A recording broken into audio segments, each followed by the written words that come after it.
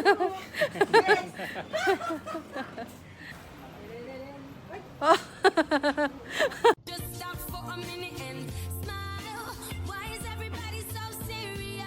guys! It's me again, Lenny. It's another day and another gawain na naman. And for today's video ay samahan nyo kami sa aming pag-aayos dito sa aming shop. And makikita nyo po kung ano nga po ba ang mga pinagkakaabalahan namin.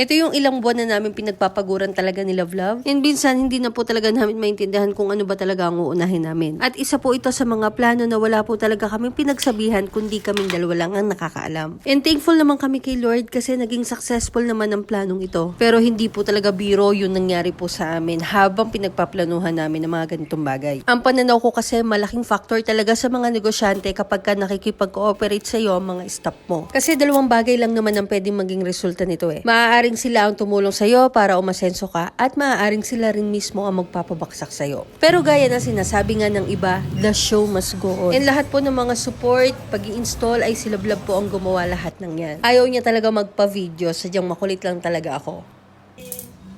Ay, napaka-pugi ko daw. So nagkaroon po kami ng soft opening last week po. Okay, ay gulong na. Lalagyan na nila. Oo, napakadali na kayo mag-ring. Yan o. Flex natin ang gulong na kinabit ni Kuya Leo mo. Yan o. Oops! Oh, marunong si Jean eh. Yan o. Oh.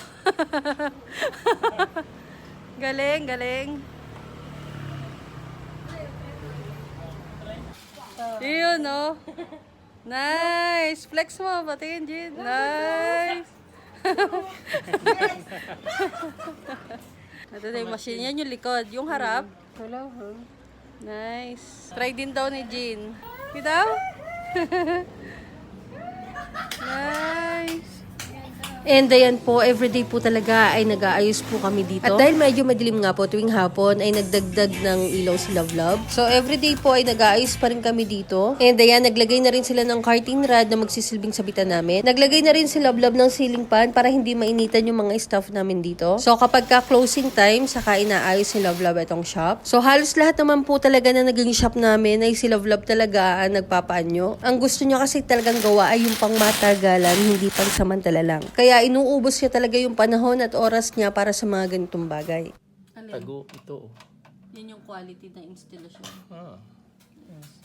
Ikaw nga lang ata nagawa ng ganyang quality. And finally, ay na-install na rin niya itong dagdag ilaw. And ayan, kitang-kita nyo naman kung gano'n nakaliwanag dito sa shop. So, punta lang po kayo dito. And that's it for today's video.